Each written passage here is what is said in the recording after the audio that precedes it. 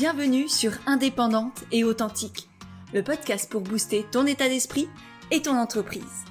Je suis Pêche et j'accompagne les entrepreneurs à croire en elles, à développer leur activité et à garder un état d'esprit positif et motivé.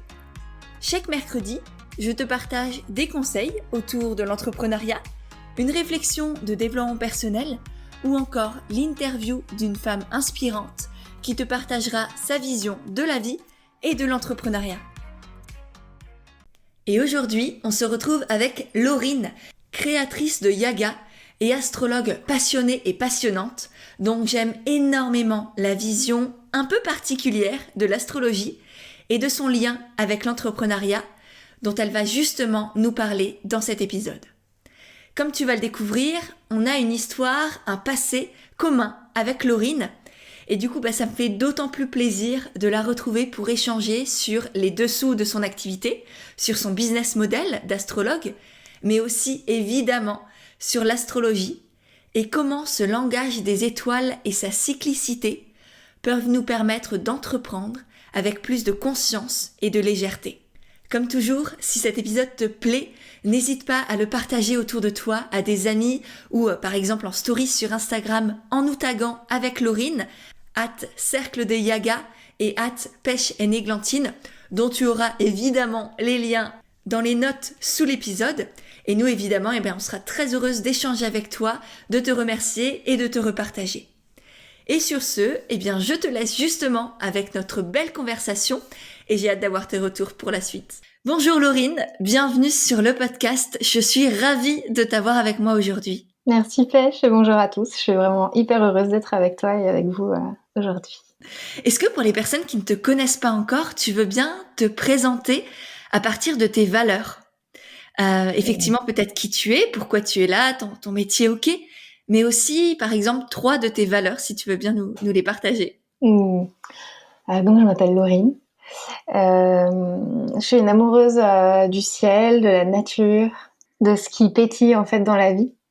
Et du coup, en ce moment, je me présente beaucoup en disant que je suis astrologue, parce que c'est aussi le cœur de mon activité. Et 3 valeurs, je vais surtout te parler des valeurs, du coup, qui sont chères à mes yeux dans mon activité. Il y a la responsabilité. Ouais. Parce que déjà, je trouve que être responsable envers soi-même, c'est savoir ce qu'on veut, savoir dire ce qu'on veut et agir en conséquence, s'engager. Et puis il y a être capable aussi d'être responsable envers l'autre, surtout dans les métiers du bien-être. Je trouve que c'est vraiment fondamental. L'intégrité aussi, bon, ça va un peu avec, mais c'est vraiment pas faire ce que je trouve pas éthique et puis promouvoir ce que je trouve éthique. Et une troisième, je pense que ce serait la liberté, mais pas la liberté de faire ce que je veux quand je veux, plus la liberté d'être qui j'ai envie d'être à chaque seconde, peu importe si ça change, et laisser la liberté à l'autre aussi en face, d'être qui il est, d'être d'accord ou pas, de partager ou pas qui je suis, ce que je lui propose, l'autonomie, quoi. Ouais. Ça me parle énormément et je trouve que tout est lié et tu vois, cette notion de responsabilité, pour moi, c'est prendre aussi la responsabilité de sa liberté, de s'autoriser, tu vois, à être qui on est à chaque instant, qui on a envie d'être à chaque instant, de s'autoriser à évoluer. Et j'ai trouvé ça très beau parce que tu as dit, en ce moment, je me présente comme étant astrologue. Et c'est vraiment, tu t'ouvres aussi le champ des possibles. Là, c'est à cette période de ma vie, là, aujourd'hui, quand je vous parle, ça me correspond, ce terme-là, il me parle. Et peut-être que dans 2 mois, dans 6 mois, dans 5 ans, ce sera autre chose, ce sera autrement. Et tu te laisses, du coup, cet espace, c'est pas je suis ça, parce que souvent, on se met directement dans une case et c'est difficile d'en sortir parce que en sortir, ça va faire, créer presque un changement d'identité. Quand on utilise ce terme d'être, dès qu'on veut évoluer dans ça nous chamboule au point de vue identitaire et il n'y a rien de plus compliqué que de changer son identité. Ça demande un processus assez complexe. Alors que là, se dire dans cette période de ma vie, j'aime dire que mon métier, c'est être astrologue et puis peut-être que demain, ce sera autre chose. Je trouve ça très beau et merci de dès le départ là nous ouvrir ce champ des possibles. C'est magnifique. Et du coup, qu'est-ce qui t'a guidé vers l'astrologie, cette profession d'astrologue? En vérité, j'en ai aucune idée.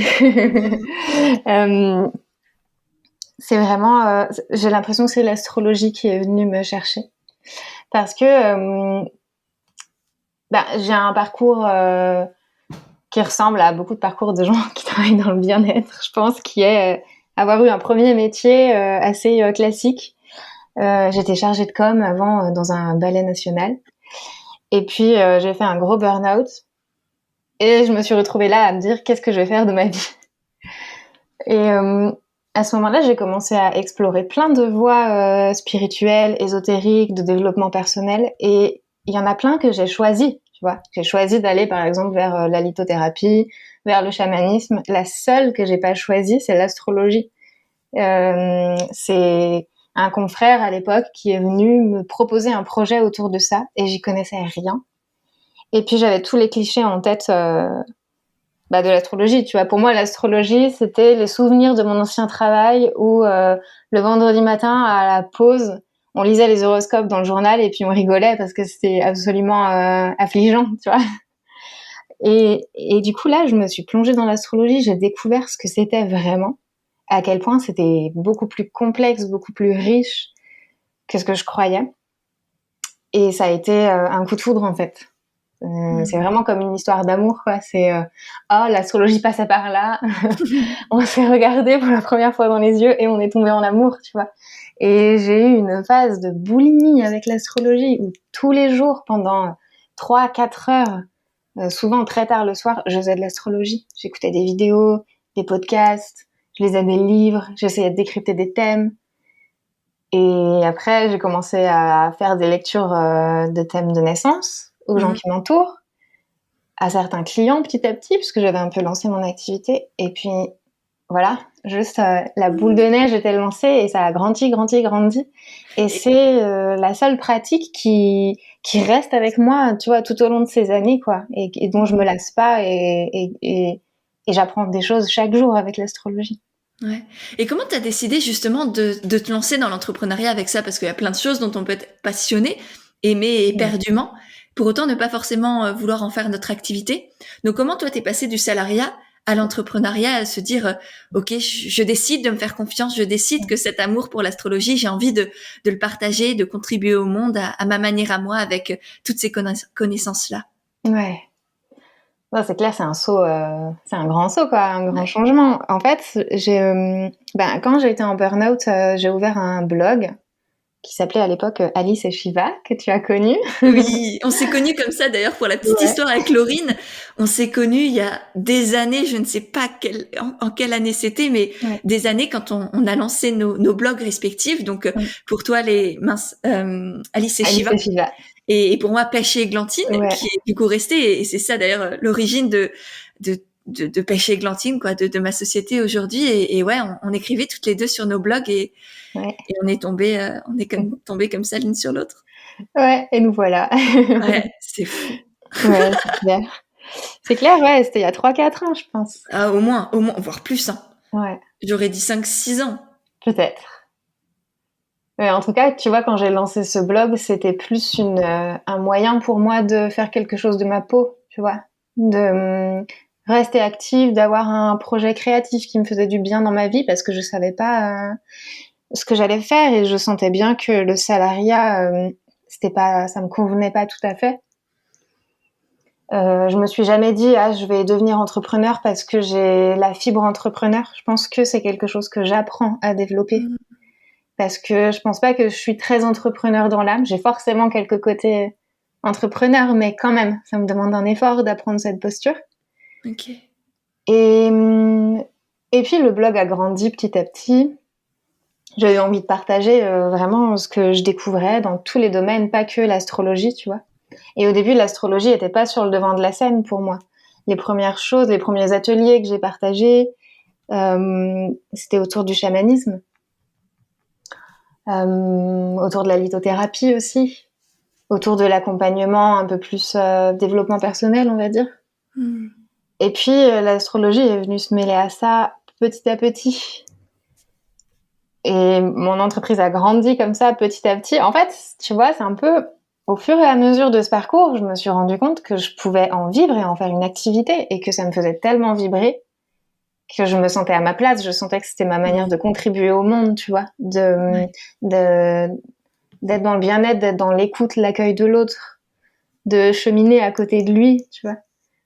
Ouais. C'est hyper intéressant parce qu'on voit vraiment avec tout ce que tu nous as cité là, que tu t'es autorisé à tout tester. Tu t'es cherché, tu t'es pas dit il faut que je trouve le truc tout de suite. C'est tiens, il y a ça qui m'intéresse, la litho, le chamanisme, etc., etc. Et je pioche et je prends et je teste et je regarde. Est-ce que ça résonne? Est-ce que ça reste en moi? Ou est-ce que ça part parce que c'est juste des pratiques qui voilà m'apportent quelque chose dans ma vie et puis s'en vont un peu plus loin. Et c'est magnifique parce que souvent je vois chez mes coachés, c'est mais qu'est-ce que je peux faire? Faut que je trouve mon activité, mon métier, quelque chose de structuré, de cadré, je peux pas avoir plusieurs outils. Alors que si, en fait, ça peut être une boîte à outils et toi, peut-être que l'astrologie, c'est l'outil principal et de temps en temps, tu pioches dans la litho, dans le chamanisme, dans ceci, cela. Et c'est ça qui fait aussi ta différence et ta force, on va dire, ce qui te distingue d'autres astrologues, par exemple, c'est cette approche un peu multiforme qui te donne des compétences différentes aussi et c'est magnifique. Donc, il n'y a pas besoin de savoir tout de suite qu'est-ce qu'on veut faire, comment on veut le faire, quel outil on va utiliser. C'est, tiens, qu'est-ce que je suis appelée à faire là maintenant? Qu'est-ce qui m'interpelle? Et ben, je teste et je propose des coachings, des accompagnements. Je vois ce qu'il y a à changer. Je vois ce que je découvre de nouveau. Et je m'autorise et c'est vraiment une autorisation à se donner à soi-même, je crois. Ouais. Mais oui, et puis c'est quelque chose dont on n'a pas l'habitude en fait. On a plutôt eu l'habitude de choisir une chose, une voie, de se définir avec certains adjectifs plutôt que d'autres, de pas pouvoir dire ah bah moi je suis forte et faible à la fois. Il faut choisir, tu vois. Il y a toujours cette dualité et en fait je crois pas qu'on soit fait pour faire une seule chose dans notre vie tout au long de notre vie. Et je crois pas qu'on soit qu'une seule facette, tu vois. On est des diamants avec plein de facettes différentes. Et évidemment, à un moment donné, il faut faire des choix. Mais je trouve qu'avoir conscience que on peut changer, on peut évoluer, bah, c'est hyper précieux. Parce que on reste dans notre créativité et à l'écoute de nous. Et c'est là que vraiment on a un feu créatif de ouf, quoi. Ouais, et choisir, c'est avancer et c'est pas renoncer parce que là, on fait un choix, on avance vers ce choix et puis demain, on peut faire un autre choix qui nous permettra de faire ce à quoi on avait l'impression de renoncer avant. Et ben, en fait, non. Et comme ça, on a fait les deux, mais c'est juste que là, pour avancer, faut choisir.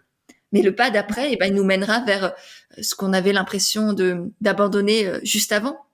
Donc vraiment, c'est effectivement s'autoriser à avancer et pas se concentrer sur ce qu'on laisse derrière parce qu'en fait, il nous attend peut-être encore un peu plus devant et voir ça comme un chemin où, voilà, à chaque fois, c'est un nouveau pas, une nouvelle découverte. Et je pense que l'astrologie, du coup, nous permet aussi de voir ces multiples facettes de qui on est dans nos cycles de vie, dans nos cycles, je sais pas, dans la journée, dans l'année, etc. Je sais que c'est une thématique qui te parle aussi beaucoup, cette cyclicité. Tu as écrit un agenda qui vient de sortir aux éditions Solar pour 2023. Et du coup, je trouve ça génial d'appliquer l'astrologie aussi dans notre quotidien avec nos cycles. Est-ce que tu veux bien nous en parler un peu, s'il te plaît? Bah oui, avec joie. J'adore parler d'astrologie. Il va falloir m'arrêter sans doute, mais là, il y a deux choses qui sont fondamentales à comprendre, je trouve, en astrologie. C'est d'abord que les 12 signes du zodiaque, on les a tous en nous, en fait. Hein, souvent, on se définit avec ce qu'on appelle notre signe solaire. Donc, toi, je crois que tu es poisson. Hein, oui, voilà. Tout à fait. Parce que tu es né, je sais plus le combien. Début 26. mars. 26 février. Fin février. Ok, donc de fin février à début mars, c'est le signe du poisson. Voilà, et souvent on se définit comme ça. En fait, c'est juste une partie de nous. Mais on a les 12 signes en nous, parce que c'est 12 énergies fondamentales de la nature qui sont à l'image aussi de tout ce que la nature a à nous offrir, du cycle entier de la nature. Donc, on porte tout en nous, mais chacun a un dosage un peu différent, tu vois. Donc, toi, tu vas avoir, par exemple, beaucoup de poissons et puis beaucoup de quelques autres énergies. Et puis, tu vas avoir un peu moins, peut-être, je sais pas, de bélier ou un peu moins de sagittaire. Et ça, on le voit dans ta carte de naissance. Euh, et c'est fondamental de comprendre ça, que ces 12 énergies, elles sont vivantes en nous.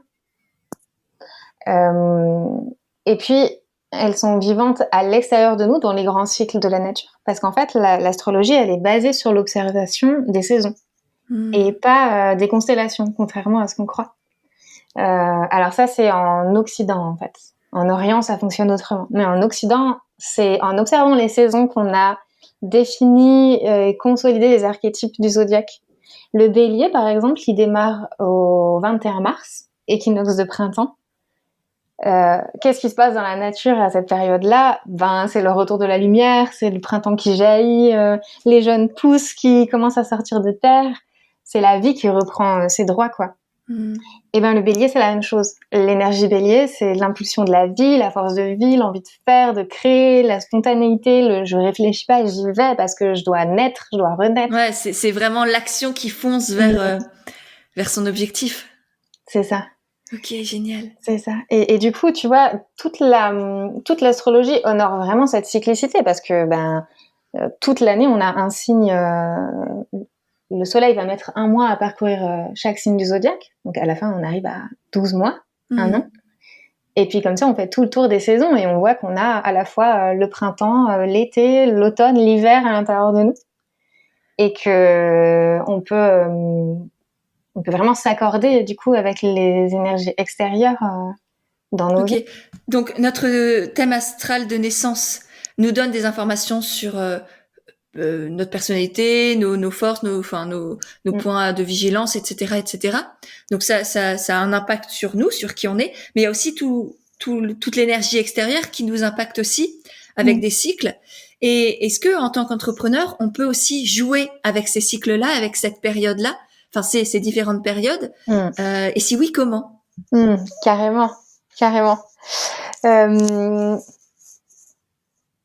En fait, ce que vous pouvez faire si vous êtes entrepreneur, et puis si vous n'êtes pas entrepreneur, c'est déjà rester simple et regarder où est le soleil actuellement. Donc ça, c'est assez facile. C'est ce qu'on disait au début quand tu dis je suis poisson, c'est que t'es né entre fin février et fin mars. Le soleil était en poisson. Voilà. Donc le signe astrologique du moment, c'est là où est le soleil. Donc en ce moment, là quand on enregistre, on est le 3 novembre. C'est la période, on dit la saison du scorpion. Ouais. Donc là, le soleil est en scorpion. Les gens qui naissent à cette période-là sont du signe solaire scorpion. Exactement. Ok. Donc l'énergie extérieure est scorpion. Ouais. En majorité, parce qu'après, évidemment, il y a toutes les planètes qui jouent. Mais ce qui est intéressant, c'est que les planètes représentent des parts de nous. Et le soleil, c'est notre part yang, on va dire. C'est notre conscience. C'est notre part masculine, donc celle qui crée, celle qui veut exprimer son essence. C'est pas vraiment une planète d'action, mais voilà, c'est quand même une planète yang. Donc quand on est entrepreneur, c'est intéressant de se relier au soleil, parce que ça va connecter quand même à une énergie yang. Et c'est hyper intéressant de prendre conscience qu'il y a des périodes propices à différentes choses. Là, en ce moment, on est dans la saison du scorpion. C'est un signe qui est plutôt relié à l'introspection, à la sphère émotionnelle, à la sensibilité. Donc c'est pas vraiment un moment de grande action. C'est plutôt un moment pour venir à l'intérieur de soi, se questionner sur ce que vous ressentez. Est-ce que vous êtes à l'aise avec ce que vous faites? Est-ce que vous êtes en authenticité aussi avec ce que vous faites, ce que vous montrez au monde? Parce que le scorpion, c'est un grand signe de vérité, sans concession. Ouais. Et puis, c'est un signe de dépouillement. Donc, c'est aussi le moment de vous demander, par exemple, tiens, est-ce que dans mon entreprise, ça, c'est encore aligné? Est-ce qu'il y a des projets qu'il faut que je clôture, des partenariats qu'il faut que je clôture, des choses qu'il faut que je laisse aller pour faire de la place ensuite à de nouvelles choses? Donc il y a les saisons qui sont des saisons de signes d'eau, Scorpion, Poisson, Cancer, qui sont plutôt dans l'introspection. Et puis c'est des saisons yin aussi. Ouais. Et puis quand on est entrepreneur, il y a aussi les saisons des signes de terre qui sont hyper intéressantes. Donc le Capricorne en janvier, on va dire, le Taureau qui prend place plutôt au mois de mai, et la Vierge septembre. déjà là, quand je vous dis ces mois-là, vous savez qu'en septembre, c'est la rentrée, que janvier, c'est le début d'une nouvelle année, et qu'il y a ces énergies-là d'organisation, de faire, d'impulser des nouvelles choses. Ces signes de terre, c'est vraiment des signes pour concrétiser, construire, bâtir dans la matière. Donc ils sont plus yang aussi. Les signes d'eau, c'était yin. Les signes de terre, c'est plus yang. Alors, les signes de terre sont aussi yin. Ok. Mais du coup, c'est un yin qui agit et qui construit quand même. Ouais, c'est pas un signe passif. Voilà, okay. C'est ça. Replié sur lui. Ok. C'est ça. Et du coup, c'est des bonnes périodes quand on est entrepreneur pour lancer des projets, par exemple. Mais pour démarrer, ça veut dire qu'avant ça, vous avez créé le projet dans votre tête. C'est ça. Là, il y a eu ce besoin d'introspection, de réflexion, de yin un peu plus renfermé sur soi pour créer, imaginer, être plus dans sa tête et ensuite mettre dans la matière avec ces signes plus de terre. Ok. Et c'est des moments très concrets de l'année, ces périodes-là en plus. Ouais. Et c'est aussi des moments où c'est plus facile, si on est attentif, si on se relie à cette cyclicité de la nature, c'est plus facile de s'organiser. C'est plus facile de structurer notre pensée, de savoir où on va. Parce que c'est l'énergie qui est disponible dans la nature. Et après, il y a les saisons de feu qui sont aussi excellentes pour les entrepreneurs, parce que le feu, c'est très yang, c'est toute notre créativité.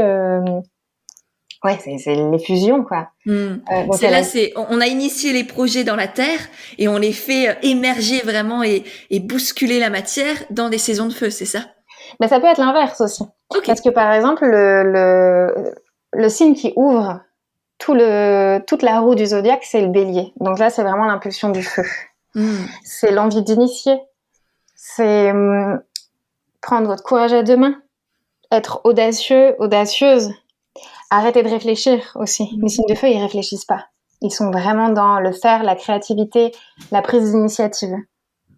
Mais si derrière, il n'y a pas de terre, pour canaliser le feu, okay, il n'y a rien qui se bâtit très concrètement.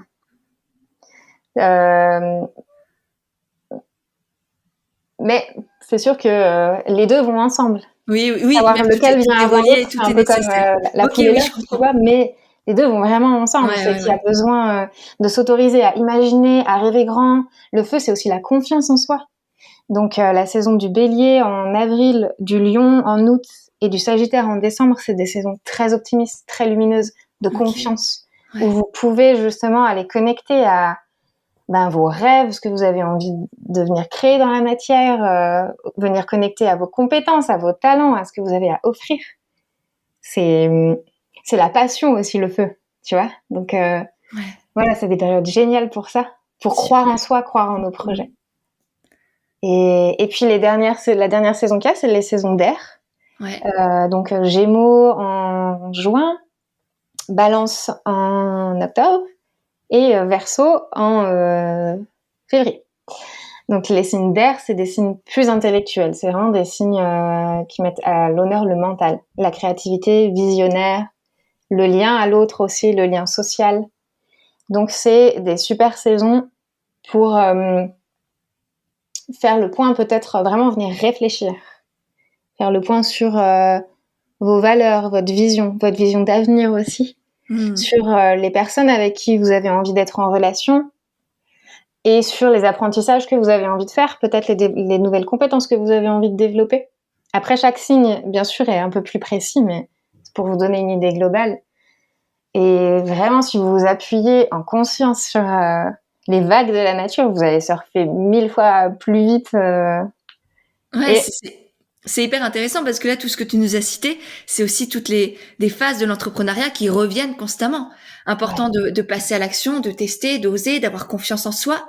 Important aussi de revenir à soi, de s'introspecter, de se libérer, de se dépouiller de ce qui n'a plus de sens pour nous. De réfléchir aussi à notre vision, à notre mission, à qu'est-ce qu'on a envie de créer. Comment est-ce que j'ai envie de contribuer à ce monde-là? Est-ce que, est-ce que c'est toujours juste là où je vais? Et puis, c'est jouer et jongler dans toutes ces phases de la vie. Et c'est beau que du coup, chaque saison aussi, elles alternent petit à petit. Enfin, chaque élément est en alternance durant l'année. On n'a pas une grosse saison de feu où tout l'été, par exemple, c'est full feu. Non, c'est par mois, par petits bouts comme ça. Ce qui est très juste, en fait, et ce qui nous permet de d'avancer presque par itération de Mm. j'ai une idée, je teste, j'avance, ok, je change, je m'introspecte, je me libère, je reteste quelque chose de nouveau, Mm. etc., etc. C'est hyper intéressant en fait. Et oui, et c'est venir conscientiser que dans la vie est un cycle en fait, la vie est un cercle et que on traverse constamment des saisons dans nos vies, dans nos relations, dans notre rapport à nous-mêmes, dans nos projets, dans nos journées. On dort la nuit et on se réveille le matin. Il y a aucune journée.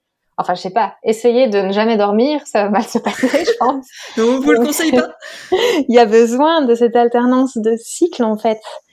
Et c'est ce dont on parlait tout à l'heure avant de commencer le podcast. C'est difficile d'accepter toutes les phases et pour chacun, il y en a qui sont plus challengeantes. Et justement, peut-être demandez-vous qu'est-ce qui est plus challengeant pour moi? Est-ce que me reposer, m'introspecter, ça vient réveiller ma frustration parce que j'ai envie de faire? Ou est-ce que entrer dans l'action, c'est dur parce que j'ai pas confiance?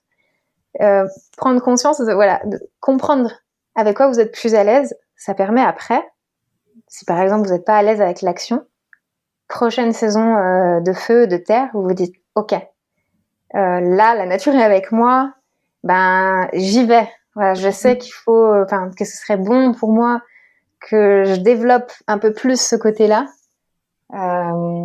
J'y vais à fond parce que c'est le bon moment. Quoi. Ouais. Et pareil, c'est hyper intéressant parce que j'étais en coaching là cet après-midi pour le coaching Envole-toi et du coup c'est quelque chose qui est revenu à 2-3 reprises chez les femmes que j'accompagne, c'est effectivement la frustration d'être dans les idées et d'avoir plein de choses, plein d'idées et de passer à l'action petit à petit, mais de pas encore avoir de résultats, en même temps de remettre en question plein de choses. Donc beaucoup de mouvements dans leur esprit et en fait presque un rejet de tout ça alors que accueillir ces saisons aussi, enfin ces cycles qui nous challenge, ça nous permet aussi d'apprendre à nous découvrir. Ok, pourquoi j'aime pas avancer? Pourquoi est-ce que là je me sens frustrée que ce soit un peu plus lent par rapport à mes attentes, à ce que je voulais? Pourquoi est-ce que au contraire j'adore réfléchir mais j'ai du mal à passer à l'action? Ça aussi ça arrive fréquemment. Donc voir aussi en soi qu'est-ce que ça dit de soi tout simplement. Sans jugement, sans se dire c'est une saison pourrie, c'est le scorpion, c'est douloureux, ça fait chier. Non, pardon, mais tu vois, se dire ok, c'est une magnifique opportunité pour revenir en moi, voir qu'est-ce qui me challenge, accepter que ça c'est pas ma zone de confort actuellement, et puis ok, hyper intéressant en fait. Ouais, et chaque saison a son utilité, a sa force et a des cadeaux à vous apporter. Et c'est hyper intéressant, comme tu le dis, de se demander comment moi je vis cette saison-là, c'est quoi mon rapport à ce signe-là, est-ce que c'est difficile, est-ce que c'est confrontant ou pas, et tout parle de vous, c'est un magnifique miroir pour apprendre à vous connaître. Ouais. Et je rebondis peut-être sur l'agenda que tu as évoqué avant, et du coup j'en ai pas trop parlé, mais donc c'est un agenda pour 2023 d'astrologie, et je l'ai vraiment conçu pour que ce soit pas que voilà ce qui se passe au niveau météo astrologique, c'est pas que ça, c'est aussi un outil de connaissance de vous où chaque mois du coup vous allez pouvoir vous observer votre relation au signe du moment, et donc il y a plein de questions introspectives, il y a des tutos pour que vous compreniez où est le signe dans votre carte, de quoi il parle dans votre carte à vous. Et puis, il y a plein de pratiques tout au long du mois pour apprendre à connaître l'énergie du signe. Hyper ludique, hyper sympa, tu vois, il est pas plan-plan avec juste, il y a des couleurs, il y a des motifs, il y a des planètes, des fleurs, des schémas, il est magnifique. Il est, vraiment, il est extraordinaire. C'est dommage qu'on puisse pas vous le montrer, mais je vous mettrai le lien, évidemment, vous avez le lien juste en dessous, là, de l'épisode. Allez juste le regarder, le feuilleter dans votre librairie de quartier ou le commander, sur Internet, parce que vraiment, c'est une pépite et ouais, c'est passionnant de voir à quel point cette astrologie peut nous accompagner et tout au long de l'année, tout au long de notre vie aussi, de nous découvrir avec par exemple notre carte du ciel que tu proposes également en individuel. C'est vraiment des outils. Alors je pense que ça doit pas nous définir. En tout cas, moi j'ai cette vision aussi. J'ai rencontré beaucoup de personnes qui moi je fais pas ça parce que je suis taureau, moi je suis pas comme ça parce que je suis lion, ou moi je suis comme ça parce que truc. Au bout d'un moment, c'est hyper intéressant, mais il y a pas juste ça. Et je sais pas si tu as quelque chose à dire à ce sujet-là, si t'es d'accord ou pas. Ok, parlons-en. C'est vraiment un écueil de l'astrologie. Et l'astrologie plaide coupable d'ailleurs, parce que c'est un art millénaire en fait, l'astrologie. Et ces dernières années, au cours même du XXe siècle, je sais là on est en quel siècle l'astrologie, voilà, l'image de l'astrologie, ça a été les horoscopes dans les magazines, à la radio, et puis on en fait un truc un peu je sais pas, Râler j'ai pas pas crête, l'expression, ouais, pas mais très voilà, intelligent, un exact, peu superficiel, ouais. c'est ça. Donc voilà, c'est un juste retour de bâton, je pense. Mais effectivement, déjà tous les signes ont leur lumière et leurs ombres. C'est un peu comme un couteau de cuisine, un signe en fait. Vous en faites ce que vous voulez du couteau de cuisine. Vous faites un plat merveilleusement savoureux ou vous allez tuer votre voisine. Ouais. Mais c'est vous qui décidez ce que vous en faites. Mais ce couteau, effectivement, il a des attributs. Il sert à couper, à trancher. Et ça, oui, c'est vrai. Donc déjà, voilà, la notion de responsabilité, c'est comment je vis l'énergie en fait d'un signe en moi, comment je l'incarne. J'ai plus ou moins le choix, hein, parce que évidemment, on n'est pas non plus complètement libre dans nos vies. On est impacté par plein de choses. Mais c'est à chaque fois se demander alors qu'est-ce que je choisis de faire de ce que je Ouais, ressens, de ce que je vois, de ce qui se passe dans le monde, de ouais, l'énergie enfin voilà, qu'il y a en c'est moi ça. ou autour de Ouais, moi. C'est ok, c'est là. Et avec ça, je fais quoi? Qu'est-ce ouais, que je décide en conscience de réaliser ou pas et de garder ou non? c'est ça. Et Mm. puis il y a une vision avec laquelle je suis, enfin comment dire, j'aime bien donner la vision inverse en astrologie. C'est-à-dire qu'on croit que notre signe nous définit. Tu vois, on va dire ah bah moi je suis Taureau, alors tu comprends, je procrastine. Mm. Mais en fait, pour moi, c'est tout l'inverse. L'astrologie, c'est pas une science, c'est pas une croyance, c'est un langage. C'est de la poésie. Mm. C'est un miroir. Donc quand on va voir votre thème natal, on va juste voir un dessin qui vous représente. Mais du coup, en fait, dans ma vision, c'est vous qui créez le dessin. C'est pas le dessin qui vous crée. Donc ça veut dire que c'est pas l'astrologie qui fait qui vous êtes. C'est pas parce que vous êtes Taureau que vous êtes paresseux. C'est parce que vous êtes paresseux ou parce que dans la lumière vous êtes hyper doué en cuisine. C'est parce que vous êtes comme ça que dans votre thème natal on voit le Taureau. Mm. Mais il faut pas confondre le reflet et soi en fait. Et l'astrologie c'est vraiment un art miroir, un art du reflet. On va aller regarder le dessin du ciel à ta naissance parce que ça va nous aider à voir qui t'es en fait. C'est comme une allégorie, un symbole, une représentation qui va. C'est comme quand on dit je sais pas, pêche. Si t'étais une couleur, quelle couleur tu serais? C'est un petit peu pareil. Bon là je Mm. grossis le trait, mais pour que vous compreniez. Donc voilà, le principe de responsabilité. C'est un outil de conscience. L'astrologie, c'est pas une pratique derrière laquelle se cacher. J'adore. Ça me parle beaucoup. C'est très beau, très poétique, effectivement. Et en même temps, ouais, ça casse les codes de ce que on peut entendre habituellement et ça Ouais. fait du bien, mine de rien. Donc, ouais, merci beaucoup pour cette nouvelle vision. C'est hyper important et tu le fais très bien ouais, comme je le disais, de casser les codes de nos industries, on va dire. Tu vois, toi, celle de Mmh. l'astrologie où il y a Mmh. beaucoup de stéréotypes, de choses. Et c'est à nous aussi, en tant qu'entrepreneurs, d'apporter une nouvelle vision, d'apporter notre Mmh. vision à nous, sans dire que c'est la vision à avoir, que c'est la vérité, que c'est ça l'astrologie, par exemple, mais dire, Mmh. moi, je pense ça, moi, je vous propose de voir ça comme ça, d'avoir ce regard neuf en fait sur l'astrologie et puis chaque entrepreneur peut faire ça à son niveau avec son activité, que ce soit la naturopathie, la sophrologie, le yoga, le coaching, la thérapie X ou Y. On a tous presque ce devoir de porter au monde une nouvelle vision, parce que ça sert à Mmh. rien de répéter ce que tout le monde dit et rabâche constamment. C'est pas comme ça qu'on va sortir du lot, qu'on va avoir des Mmh. clients, qu'on va développer notre activité. C'est en apportant une nouvelle vision tout en respectant celle des autres, Ouais, évidemment, bah oui. mais en disant, tiens, si tu regardes ça comme ça, tu le verras différemment et peut-être que ça va un peu plus te parler. Ouais. Et je te rejoins totalement. Et je trouve ça d'autant plus important de venir bousculer un peu les visions. Nos visions, au bout d'un moment, on s'y habitue, on se rend même plus compte qu'on regarde à travers elles. Et des fois, juste entendre une vision différente, ça permet de se dire « Ah oui, tiens, peut-être que Clairement. enrichir la mienne. » Et ouais, ça permet de pas s'enfermer, en fait. C'est clair, et c'est tout l'importance aussi de s'entourer de personnes différentes ou de se faire accompagner. Tu vois, moi, le coaching, c'est aussi pour ça que je suis tombée amoureuse. C'est ce que ça m'a apporté aussi, c'est et regarde-toi d'un peu plus haut, prends du recul. C'est ça que fait un coach en fait. C'est on vous prend, ok, t'as ce regard-là, t'as ces croyances, ces pensées-là, et si tu voyais les choses différemment, et ça débloque de nouvelles idées, ça transforme des croyances qu'on appelle limitantes en croyances créatrices. Moi, enfin, c'est pas un jeu parce que on reste dans l'humain, mais c'est merveilleux pour moi. Je suis une petite fille émerveillée quand je vois les personnes que j'accompagne transformer leur regard, leur vision sur qui elles sont, sur ce qu'elles font, sur la communication, sur la vente, etc. et qu'elles s'ouvrent ce champ des possibles par le simple fait d'avoir changé de vision, d'avoir regardé d'un peu plus haut qui elles sont, ce qu'elles font et ce qu'elles ont envie de créer dans le monde. Ouais, c'est ça. Depuis tout à l'heure, je me disais, en fait, c'est ouvrir le champ des possibles. Et tu viens de le dire, c'est exactement ça.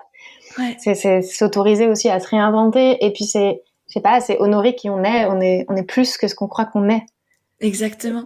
Donc, ouais, c'est s'autoriser à grandir, quoi. Et si on va justement sur ce côté un peu plus business, entrepreneurial de ton activité, est-ce que tu veux bien nous partager ton business model aujourd'hui? Comment est-ce que tu gagnes de l'argent? Quelles sont un peu tes sources de revenus et comment ça s'est construit peut-être aussi au fur et à mesure des années? Alors j'ai peut-être une manière pas atypique, mais en tout cas pas très business pour le coup. En tout cas à ce jour de fonctionner parce que comme on le disait au tout début, jusque-là je me suis beaucoup autorisée à tester des choses, proposer certaines pratiques, certains accompagnements et à changer. Donc je me suis beaucoup j'ai beaucoup évolué à travers ça. Et ma priorité, ça n'a pas tout de suite été de me dégager un revenu suffisant parce que j'avais d'autres ressources et que j'avais la chance de pouvoir le faire. Du coup, aujourd'hui, mon entreprise, elle est plutôt en expansion. J'estime que j'ai pas encore atteint le palier que je suis capable d'atteindre, tu vois. J'ouvre le champ des possibles.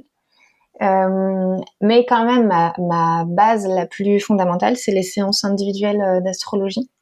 Et ça, c'est quelque chose qui me donne énormément de joie, que j'ai envie de poursuivre parce que c'est tellement puissant et c'est tellement beau aussi ces moments.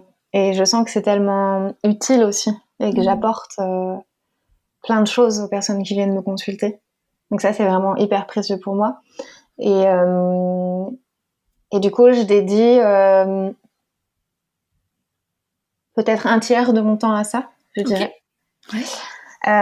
Après, j'ai les livres parce que j'ai pas que mon agenda d'astro, j'ai plein de projets éditoriaux. C'est mon rêve d'enfant d'écrire des livres. Et donc voilà, c'est devenu aussi une partie de mon activité. Génial. Là, j'ai d'autres projets en cours aussi qui parlent. C'est pas des livres d'astrologie, mais vous verrez ça très vite. Eh ben, on a hâte, on verra ça sur ton Instagram, j'imagine. Ouais. Oh, trop bien. Ouais. Et puis là, ma nouvelle vision, mon nouveau rêve, c'est d'enseigner ou de transmettre en tout cas l'astrologie à la fois sous forme vraiment pédagogique, c'est-à-dire faire des formations, et à la fois sous forme plus développement personnel, de développer des programmes ou des ateliers qui vont venir vous aider à mieux vous connaître, mieux vous comprendre, vous appuyer sur vos forces, et peut-être des programmes dédiés au monde émotionnel par exemple, ou avec des thèmes.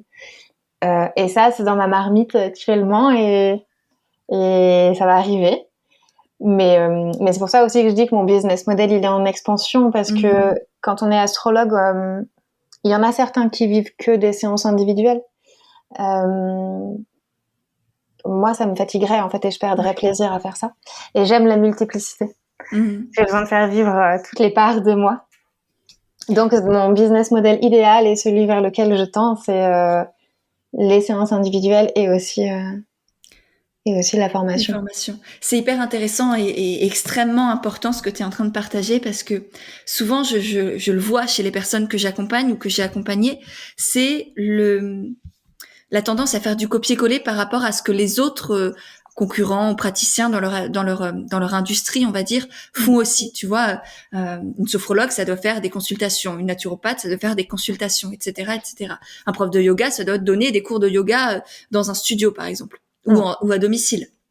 Et en fait, c'est hyper important de remettre ça en question par rapport à ce que vous avez envie de faire, mais aussi à ce que votre énergie vous rend capable de faire. Parce que moi, je sais que enchaîner des coachings individuels toute la journée, c'est juste impossible. Et c'est pour ça que j'ai développé plusieurs aussi sources de revenus, types de coaching. Il y a le coaching de groupe Envole-toi pour les personnes qui veulent se lancer ou qui veulent, voilà, qui sont en phase de lancement de leur activité dans les 6 premiers mois, on va dire, première année.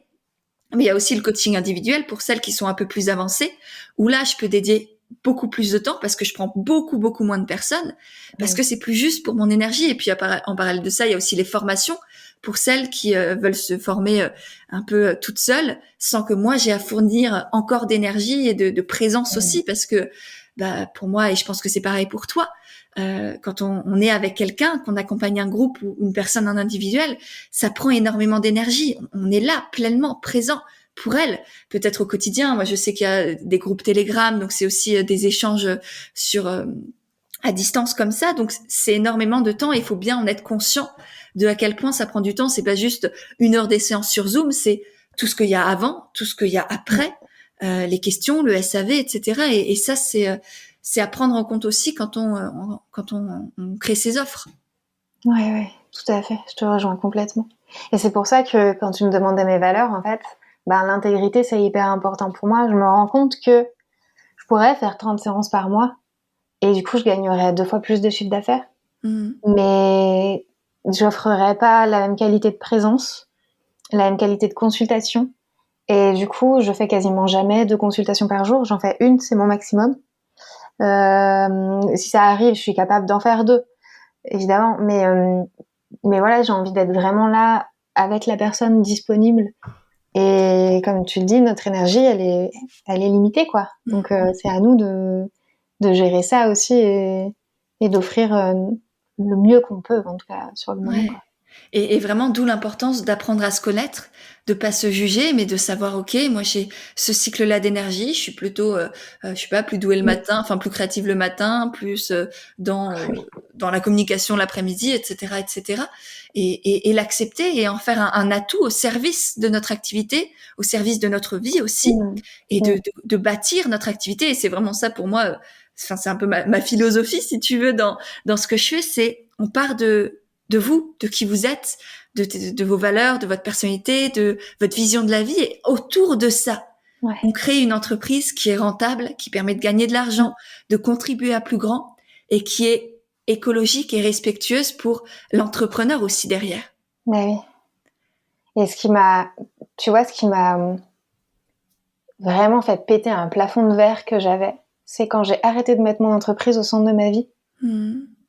Et quand je me suis dissociée d'elle, en fait, avant, mon entreprise, c'était moi. Les réussites de mon entreprise, c'était moi. Les échecs, entre guillemets, de mon entreprise, c'était mes échecs. Et à un moment donné, je me suis dit, bah non, en fait, ça va pas. Il faut que je rééquilibre les choses. Et que mon entreprise, c'est une entité envers laquelle je suis très engagée. Mais en fait, si elle s'effondre, eh ben, c'est la vie. Et c'est pas moi qui vais m'effondrer.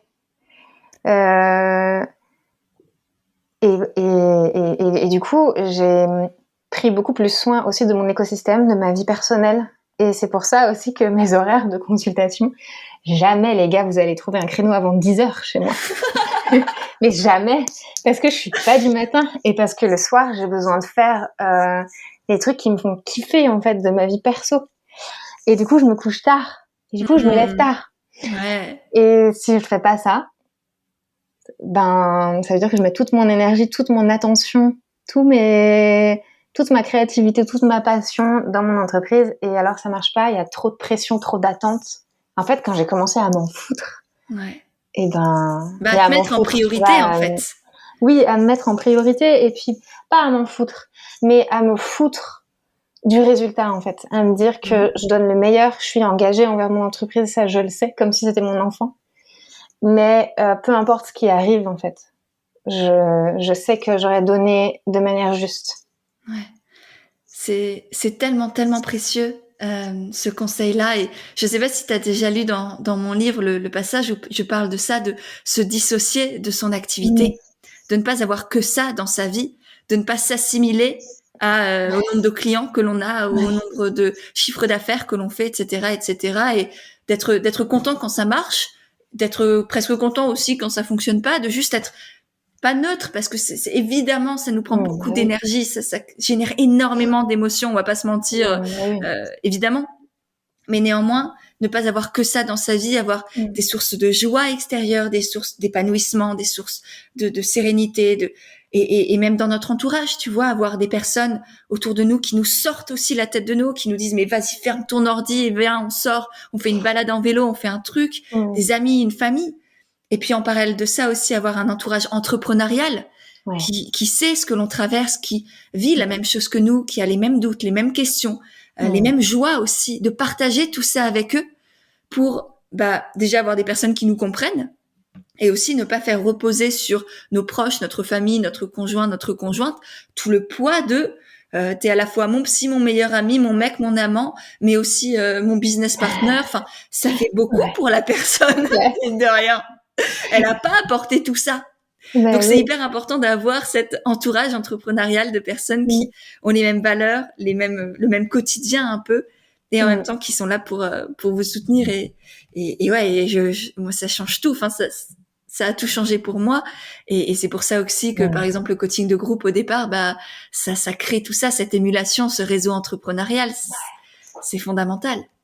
Mais oui, et puis vos proches peuvent pas tout comprendre, quoi. Ouais. Et tu vois, moi j'ai des proches qui sont entrepreneurs et dans des énormes business. Pour autant, ils comprennent pas mes défis parce que on n'est pas dans le même type d'entrepreneuriat. Et ça m'est arrivé d'être un peu déçue que mes proches puissent pas comprendre les difficultés que j'avais ou les émotions que je ressentais à certains moments, ou puissent pas voir mes accomplissements comme moi je les voyais. Et du coup, ça a été fondamental pour moi d'avoir des amis entrepreneurs qui me disaient « Mais attends, Laurine, c'est incroyable ce que t'as fait là. Est-ce que tu te rends compte? Comme c'est génial, toute l'énergie que ça t'a demandé. Du coup, c'est normal que tu sois fatiguée. T'as le droit de te reposer. Enfin, bravo. » Ben ouais, c'est hyper important quand même. Évidemment, la reconnaissance, on se la porte à soi-même. Mais faut arrêter de se mentir. On est des êtres social, on a aussi besoin de l'autre en fait et de se voir à travers l'autre. On peut pas que s'appuyer sur ça, mais c'est hyper important ce que tu dis, s'entourer, c'est fondamental. Ouais, et voir les réussites. C'est la première chose qu'on s'est dite quand on s'est retrouvés tout à l'heure en off, que vous savez pas encore, mais qu'on va vous révéler. C'est effectivement, mais le chemin parcouru, en fait. Depuis nos blogs où on s'est rencontrés, ça faisait pas mal de temps qu'on n'avait pas échangé toutes les deux et on s'est dit, mais waouh! C'est extraordinaire la manière dont nos deux activités ont grandi, toi avec Yaga, tout ce que tu as créé, cette communauté, tout ce que tu partages en ligne, enfin c'est tous ces livres aussi qui sont là et qui arrivent, c'est extraordinaire et reconnaître ça, le voir d'un peu plus haut aussi parce que nous ça fait partie de notre quotidien et vous c'est pareil, vous avez tous et toutes fait des choses extraordinaires, acceptez de le regarder.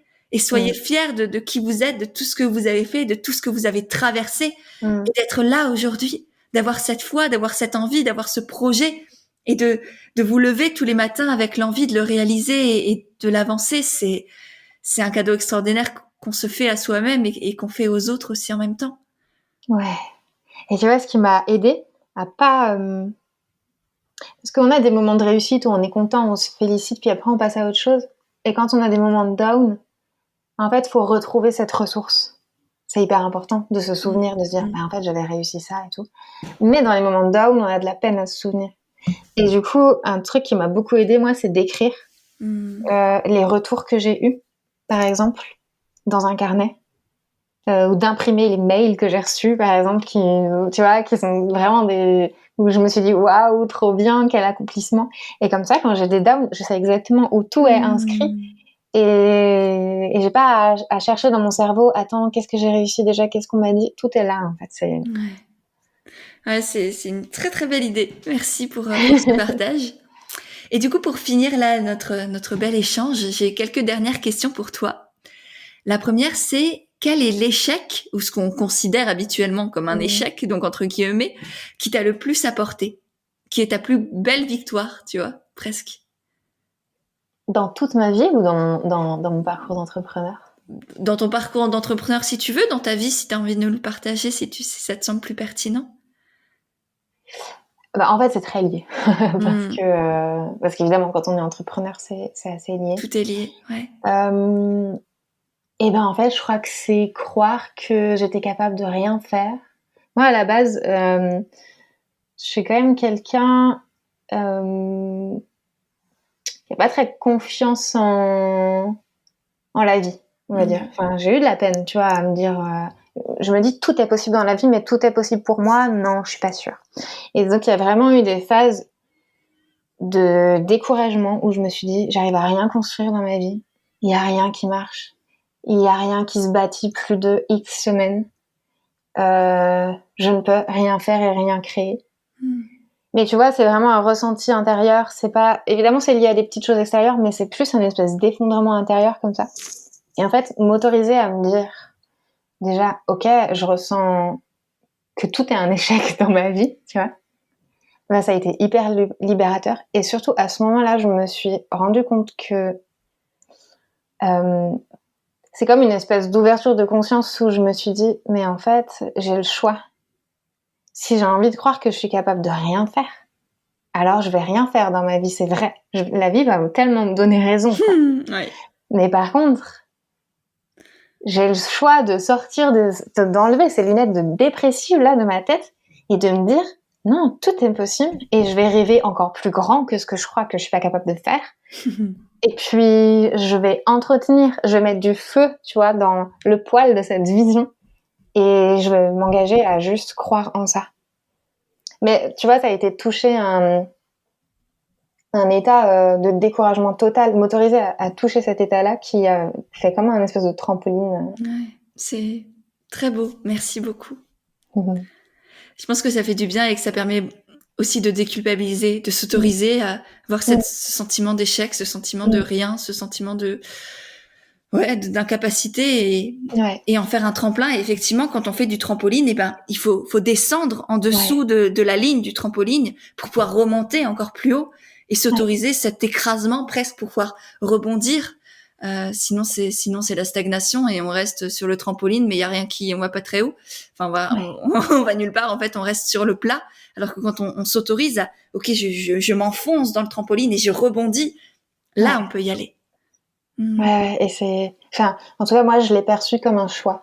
C'est pas toujours un choix. Je sais que c'est facile à dire, mais moi, je l'ai perçu comme ça à ce moment-là. Je me suis dit, Mm. en fait, c'est toi qui crée cet état de découragement. C'est toi qui nourris ça.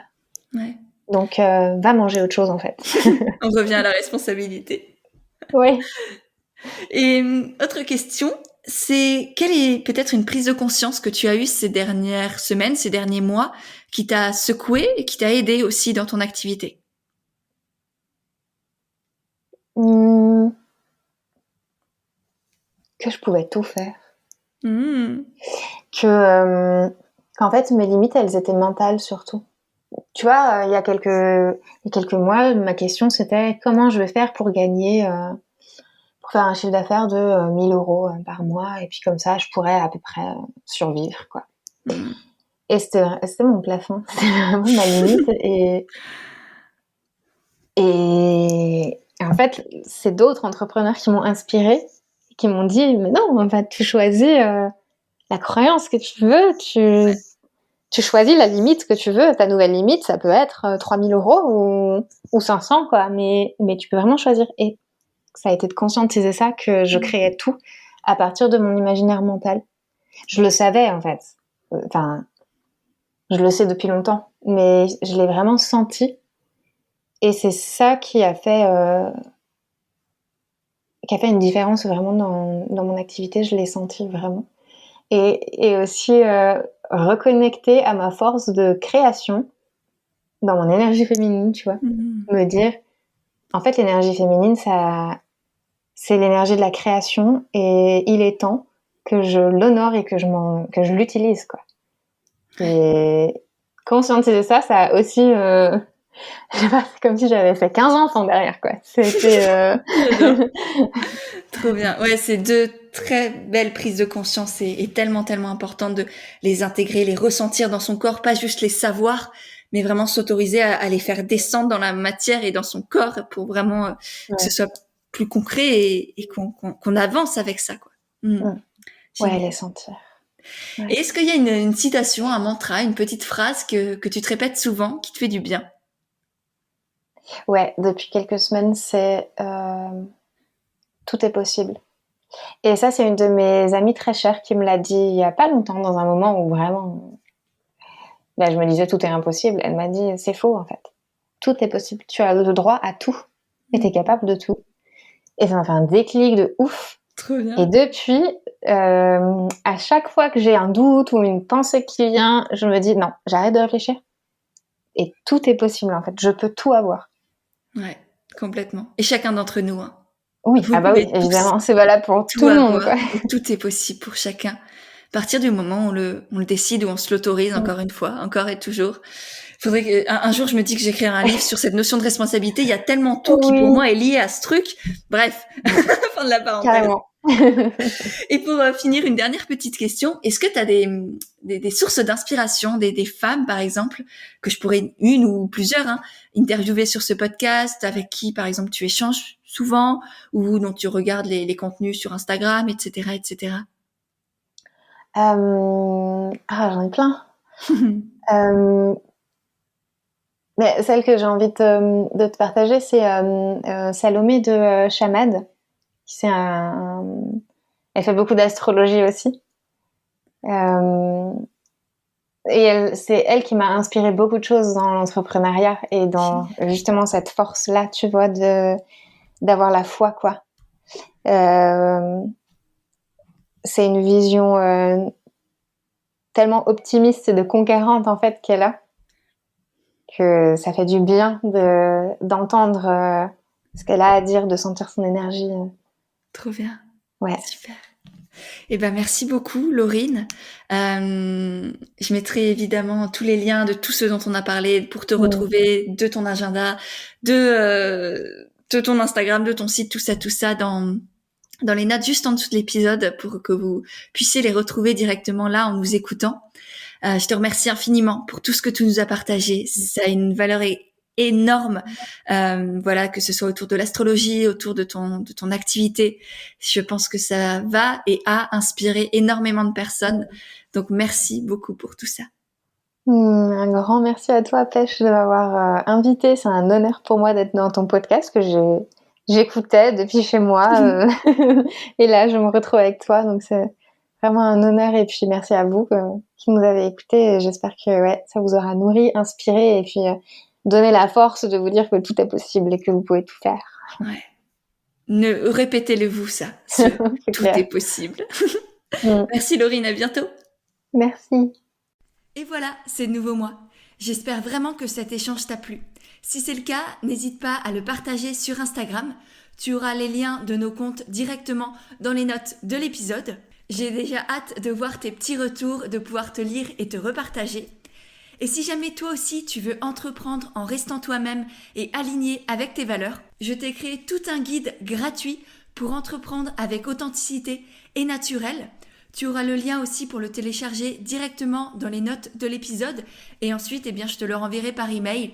Il est rempli de conseils, d'astuces, de petits exercices à faire pour t'aider à développer ton projet et faire en sorte qu'il te ressemble vraiment pleinement. Donc voilà, tu as le lien aussi dans les notes de l'épisode. Et pour finir, si vraiment tu as aimé le podcast, n'hésite pas à le faire savoir en laissant des petites notes et des étoiles sur Apple Podcast. Parce que ça aussi, ça m'aide énormément à faire grandir et à faire connaître le podcast et du coup aider et toucher de plus en plus de personnes. Voilà, je te remercie sincèrement par avance et je te dis à mercredi prochain pour un nouvel épisode d'Indépendante et Authentique.